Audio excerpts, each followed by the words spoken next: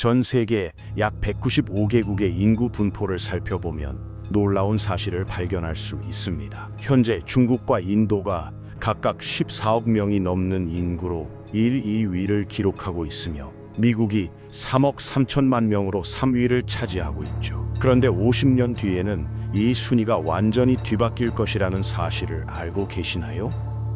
유엔 인구 전망에 따르면 115개국은 인구가 늘어나지만 78개국은 인구가 줄어들 것으로 예측됩니다. 이런 극적인 변화의 핵심은 바로 출산율에 있습니다. 오늘은 출산율이 각국의 미래를 어떻게 바꿔놓을지, 그리고 우리가 직면한 놀라운 현실에 대해 자세히 살펴보겠습니다.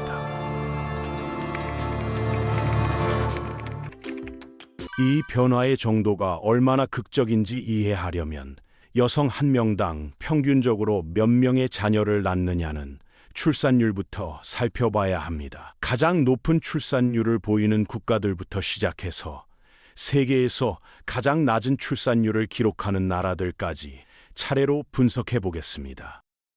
그러면 2075년경 세계 인구 순위가 지금과 얼마나 다른 모습이 될지 명확하게 보실 수 있을 거예요. 이런 인구 변화는 단순히 숫자의 변화가 아니라 경제, 정치, 사회 전반에 걸친 혁명적 변화를 의미합니다.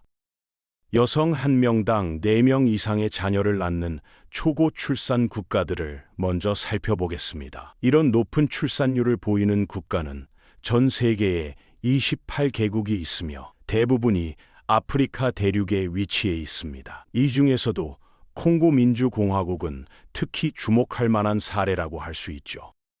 이 나라는 1인당 국내 총 생산이 약 1,800달러에 불과한 세계 최빈국 중 하나이면서도 여성 한 명당 평균 2명의 자녀를 낳는 극도로 높은 출산율을 보이고 있습니다. 이는 경제 발전 수준과 출산율 사이에는 복잡하고 다양한 관계가 존재함을 보여줍니다. 이렇게 높은 출산율 때문에 콩고 민주공화국은 전 세계에서 가장 젊은 인구 구조를 가진 나라가 됐습니다. 이들의 인구 피라미드를 그려보면 아래쪽은 매우 넓고 어린이들이 많은 반면 위쪽은 좁아서 고령자가 거의 없는 형태를 보입니다. 실제로 이 나라 국민의 평균 연령은 16.2세에 불과하죠. 다시 말해 전체 인구의 절반이 아직 17세도 되지 않았다는 뜻입니다. 현재 1억 명 정도인 인구가 금세기 말까지 4배 가까이 증가해 4억 명에 근접할 것으로 예상됩니다. 이런 폭발적인 인구 증가는 20세기 내내 인구 과잉에 대한 우려를 불러일으켜 왔습니다. 현재의 세계 인구 증가 추세만 보면 정말로 위기 상황이라고 생각할 수도 있죠. 그런데 실제 데이터를 자세히 분석해보면 전혀 다른 이야기가 펼쳐집니다. 유엔의 최신 예측에 따르면 세계 인구는 약 105억 명에서 정점을 찍은 다음 서서히 감소세로 돌아설 것으로 전망됩니다. 이런 전망이 나오는 이유를 이해하려면 다음 그룹의 국가들에서 일어나고 있는 변화를 살펴봐야 합니다. 여성 한 명당 3명 이상의 자녀를 낳는 고출산 국가들을 살펴보겠습니다. 이 범주에는 32개국이 포함되며 여전히 대부분이 아프리카 국가들입니다. 이 중에서 케냐를 예로 들어보겠습니다. 케냐 역시 콩고 민주공화국과 같은 아프리카에 위치한 나라지만 상황은 상당히 다릅니다. 케냐의 1인당 국내 총 생산은 콩고보다 거의 4배나 높고 출산율은 여성 한 명당 3.3명으로 콩고의 절반 정도 수준이죠. 더 놀라운 것은 1960년대 케냐 상황입니다. 당시 케냐 여성들은 평균적으로 8.1명의 자녀를 낳았습니다. 하지만 국가 경제가 발전하면서 출산율이 현재 3.3명까지 떨어졌고 금세기 말에는 1.9명까지 낮아질 것으로 예상됩니다. 국가가 경제적으로 발전하고 산업화될수록 출산율이 낮아지는 현상에는 주로 2가지 이유가 있습니다. 가장 중요한 이유는 많은 자녀를 갖는 것에 경제적 이익이 줄어들기 때문입니다. 영유아 사망률이 크게 감소하면서 부모들은 자녀가 성인이 될 때까지 생존할 가능성이 높다는 확신을 갖게 됩니다. 또한 아동 노동이 줄어들면서 자녀들이 경제적 도움이 되는 경우도 드물어지죠. 두 번째 이유는 피임 방법이 널리 보급되고 접근성이 높아지면서 부모들이 원하는 가족 규모에 대한 선호도가 변화하기 때문입니다.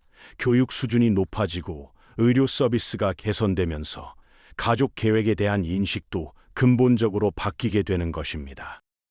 출산율이 계속 떨어지고 있음에도 불구하고 케냐의 인구는 금세기 말까지 2배 정도 증가해 1억 명을 넘을 것으로 예측됩니다. 케냐의 인구 피라미드는 콩고 민주공화국보다는 안정적인 형태를 보이며 가장 아래쪽 어린이층의 규모가 줄어들고 있고 평균 연령도 19.8세로 높아졌습니다.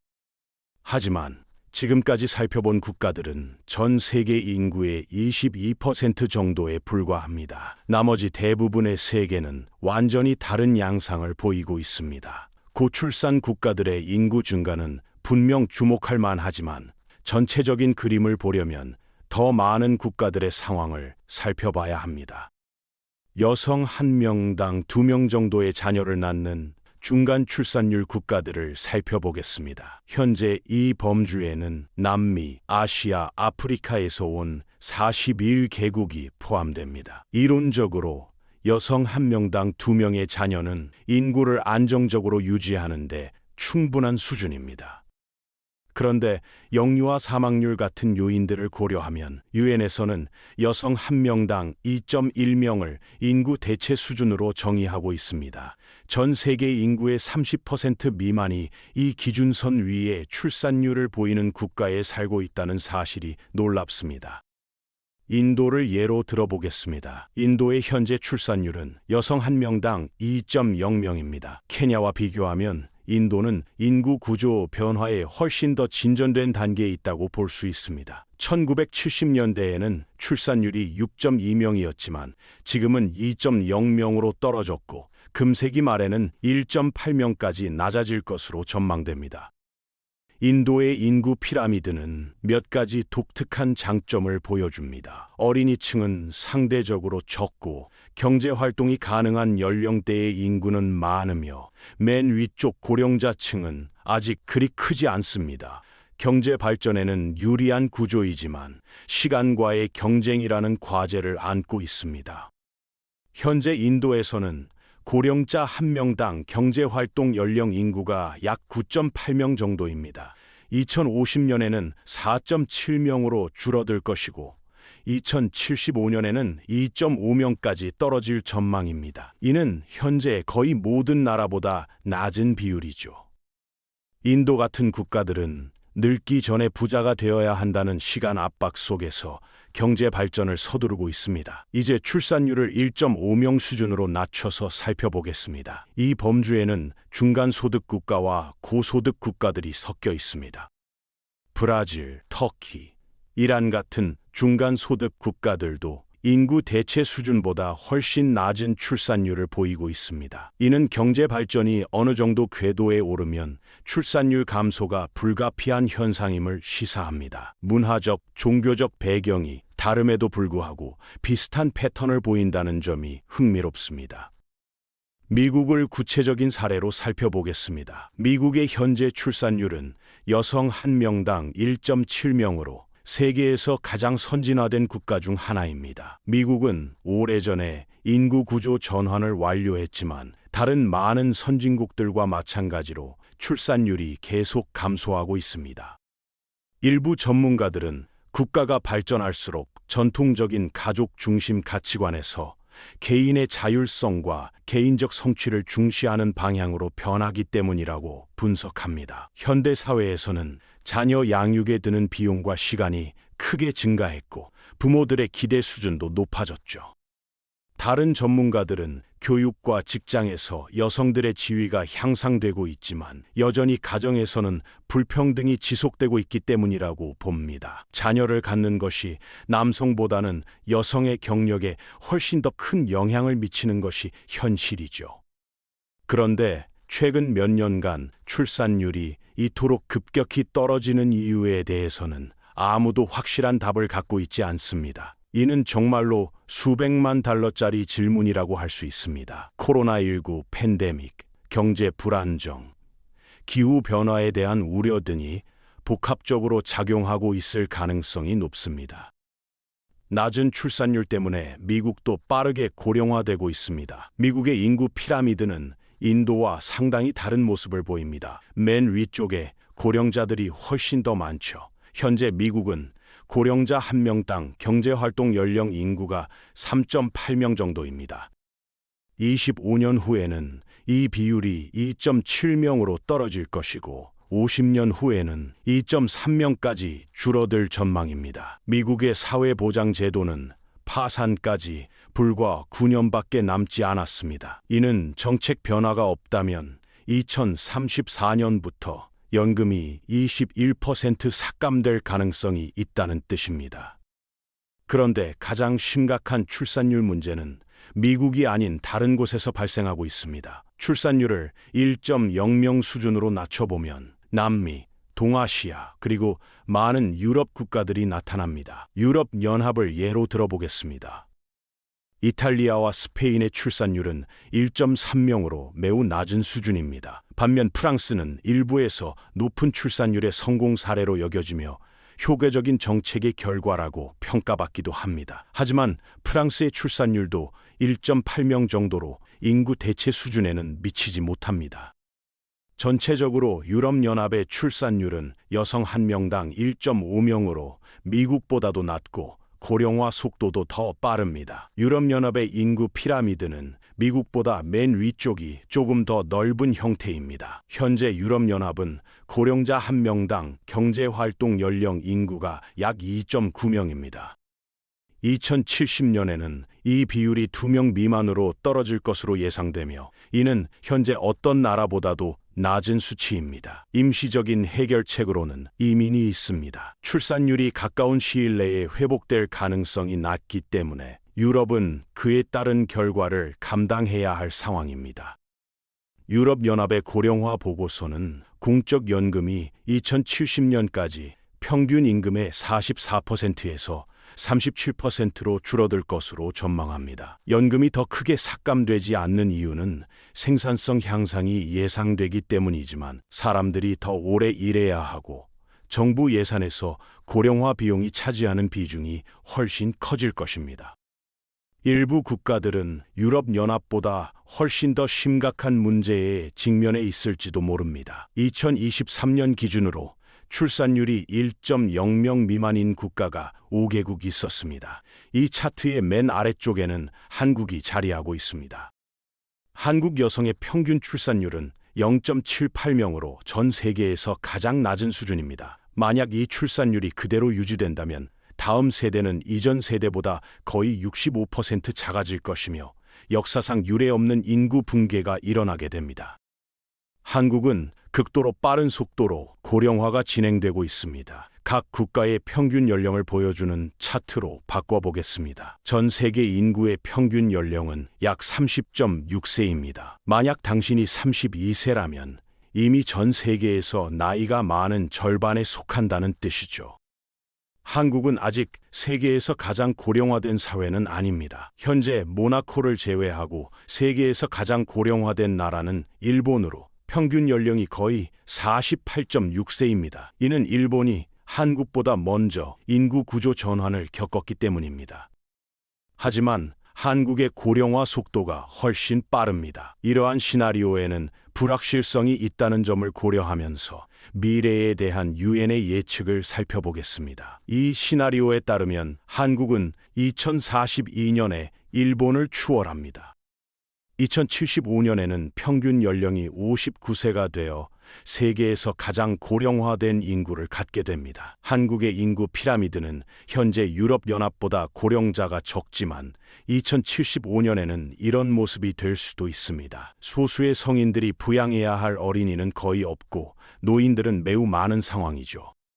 현재 한국은 고령자 1명당 성인 3.8명 정도가 있지만 2075년에는 1.2명도 안 될 수 있습니다. 이는 노동력에 치명적인 영향을 미칠 것이며 한국은행은 향후 10년간 한국 경제의 잠재 성장률이 지속적으로 하락할 것으로 전망하고 있습니다. 그런데 한국만이 이런 큰 위기에 처한 것은 아닙니다. 중국의 출산율도 한국과 비슷한 수준이지만 다른 어려움에 직면해 있습니다. 중국은 14억 명이라는 거대한 인구를 가지고 있기 때문에 일부 국가들처럼 이민자를 유치해서 문제를 해결하기는 현실적으로 어려운 상황입니다. 오히려 일부 국가들은 이민자를 유치하지 못할 뿐만 아니라 자국민들이 해외로 이주하면서 인구가 더욱 줄어들고 있습니다. 2075년까지 각 국가의 인구가 얼마나 변화할 것으로 예상되는지 보여주는 차트로 바꿔보겠습니다. 상위 5개 아프리카 국가들은 인구가 220% 이상 증가해서 3배 이상이 될 것으로 예상됩니다. 한국은 인구의 36%를 이룰 것으로 전망됩니다. 하위 5개 국가들은 인구의 41%를 이을 것으로 예상됩니다. 불가리아는 이미 1989년 인구 규모의 30%를 지금까지 이뤘습니다. 그렇다면 우리의 미래는 어떤 모습일까요? 개인적으로 이 연구를 통해 2가지 주요한 결론에 도달했습니다. 첫째, 전 세계가 점점 더 고령화될 것입니다. 예외 없이 모든 나라가 늙어갈 것이고 세계는 이에 대응할 방법을 찾아야 할 것입니다.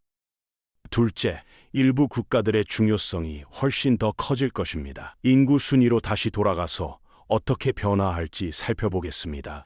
2075년에는 이런 모습이 될 것입니다. 미국은 5위로 밀려나고 파키스탄과 아프리카 국가들이 순위를 크게 끌어올리며 유럽과 동아시아 국가들은 인구가 감소할 것입니다. 미래에는 아프리카 국가들이 인구와 경제에서 훨씬 더 큰 비중을 차지하게 될 텐데 대부분의 사람들이 이런 변화를 제대로 인식하고 있는지는 의문입니다. 더 놀라운 것은 이런 변화가 단순히 인구 숫자의 변화에 그치지 않는다는 점입니다. 경제력, 정치적 영향력, 문화적 파급력까지 모든 것이 함께 바뀔 것이기 때문이죠. 현재 세계 경제를 주도하고 있는 선진국들은 대부분 고령화와 인구 감소 문제를 겪고 있는 반면 젊고 역동적인 인구를 가진 아프리카 국가들의 경제적 잠재력은 계속 커지고 있습니다. 이러한 인구 변화는 글로벌 노동시장에도 혁명적인 변화를 가져올 것입니다. 고령화된 선진국들은 노동력 부족 문제를 해결하기 위해 더 많은 이민자를 필요로 하게 될 것이고 젊은 인구가 많은 개발도상국들은 이들에게 숙련된 인력을 공급하는 역할을 하게 될 가능성이 높습니다. 기술의 발전도 이런 인구 변화와 맞물려 새로운 양상을 보일 것입니다. 고령화 사회에서는 의료기술, 로봇공학, 인공지능 등의 발전이 더욱 중요해질 것이고 이런 기술들이 노동력 부족 문제를 어느 정도 해결해 줄 수 있을지도 주목해야 할 점입니다. 교육과 훈련 시스템도 근본적으로 변화해야 할 것입니다. 평균 수명이 늘어나고 고령자들도 더 오래 일해야 하는 상황에서는 평생 교육이 선택이 아닌 필수가 될 것입니다. 젊은 인구가 줄어들면서 한 사람 한 사람의 교육과 능력 개발이 그 어느 때보다도 중요해질 것이죠. 도시 계획과 인프라 건설 방향도 크게 달라질 것입니다. 고령화된 사회에서는 접근성이 좋은 주거 환경, 의료시설, 대중교통 시스템이 더욱 중요해질 것이고 반대로 젊은 인구가 많은 지역에서는 학교, 일자리, 주택 공급이 핵심 과제가 될 것입니다. 정치적 권력 구조의 변화도 예상됩니다. 현재 유엔 안전보장이사회 상임이사국들의 인구와 경제력이 상대적으로 줄어들면서 국제 정치에서 아프리카와 아시아 국가들의 발언권이 커질 가능성이 높습니다. 이는 국제 협력의 방식과 우선순위에도 큰 변화를 가져올 것입니다. 환경 문제에 대한 접근 방식도 달라질 것입니다. 인구가 급속히 증가하는 지역에서는 지속 가능한 개발이 더욱 중요해질 것이고 인구가 감소하는 지역에서는 자연 환경의 복원과 보존에 더 많은 기회가 생길 수도 있습니다. 이 모든 변화를 고려할 때 우리는 지금부터 미래에 대한 준비를 시작해야 합니다. 출산율 감소와 고령화 문제에 직면한 국가들은 이민 정책, 육아 지원, 일자리 창출 등 다양한 방면에서 정책적 대응을 강화해야 할 것입니다. 동시에 젊은 인구가 많은 국가들은 교육과 일자리 창출을 통해 인구 증가의 잠재력을 경제 발전으로 연결시켜야 할 과제를 안고 있습니다. 이는 단순히 각국의 내부 문제가 아니라 전 세계가 함께 고민해야 할 글로벌 차원의 도전입니다. 결국 인구 변화가 가져올 미래는 우리가 어떻게 대응하느냐에 따라 위기가 될 수도 기회가 될 수도 있습니다. 중요한 것은 이런 변화를 미리 인지하고 준비하는 것이죠. 앞으로 50년 동안 세계는 지금과는 완전히 다른 모습이 될 것이고 우리는 그 변화의 한복판에서 살아가게 될 것입니다.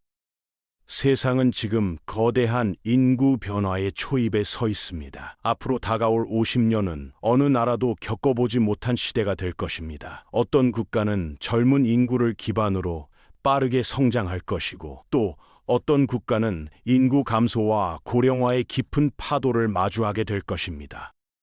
결국 중요한 건 우리가 이 변화를 어떻게 준비하느냐입니다. 여러분은 오늘 이야기 중 어떤 부분이 가장 충격적이었나요? 이 변화가 우리나라와 내 삶에 어떤 영향을 줄까? 여러분의 생각을 댓글로 남겨주시면 다음 영상에서 더 깊이 다뤄보겠습니다. 영상이 도움이 되셨다면 좋아요와 구독, 그리고 알림 설정까지 부탁드립니다. 여러분의 작은 클릭 하나가 더 많은 분들에게 이 중요한 내용을 전달하는 데 큰 힘이 됩니다. 우리는 앞으로도 세계의 변화 속에서 꼭 알아야 할 핵심 정보만을 깊고 정확하게 전달드리겠습니다. 오늘도 끝까지 영상을 함께 해주셔서 감사드립니다.